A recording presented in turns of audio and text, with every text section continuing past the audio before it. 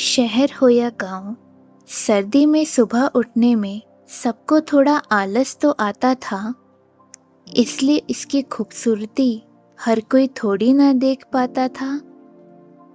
बड़ी मुश्किल से या फिर कहें कि घर वालों की डांट सुनकर कंबल और रजाई से निकलकर हम अपने दिन की शुरुआत करते थे।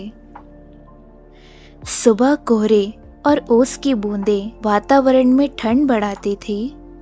ऊपर से टंकी के ठंडे ठंडे पानी से नहाने में तो मानो मौत आ जाती थी।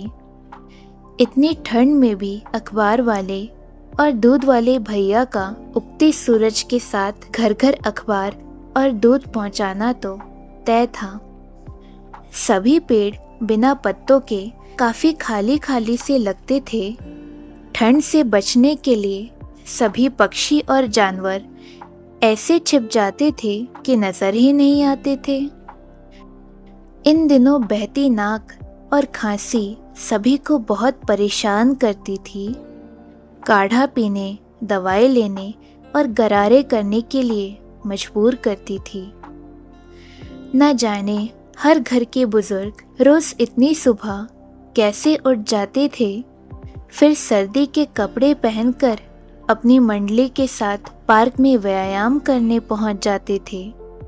इसी तरह मिलजुल कर हंसी खुशी के साथ होती उनकी सुबह थी। सुबह में तब तक लोगों के मुंह से ठीक से आवाज नहीं निकलती थी जब तक नुक्कड़ की कुल्हड़ वाली चाय गले से नहीं उतरती थी। स्वेटर, टोपी, मफलर, न जाने क्या क्या पहने हुए बच्चे करते थे अपनी स्कूल बस का इंतजार। हार जाते थे घर वालों के सामने रोज कर करके स्कूल ना जाने के हजारों इंतजाम।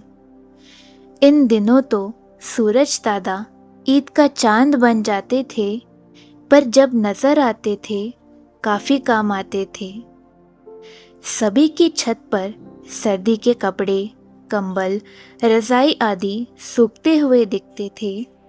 घर की औरतें अपना काम खत्म कर धूप सेकने के बहाने गली में मिलकर गपशप करती थी, साथ ही अपने घर वालों के लिए स्वेटर, टोपी आदि बुनती थी।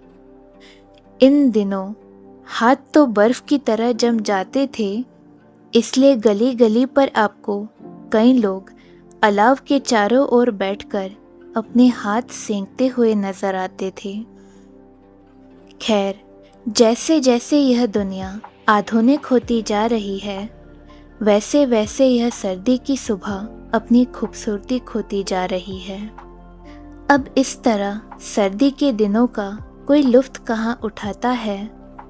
ठंड से बचने के लिए लोग घर में हीटर जला लेते हैं, बाहर न जाने के बहाने बिस्तर पर कंबल या रजाई ओढ़कर मोबाइल चला लेते हैं।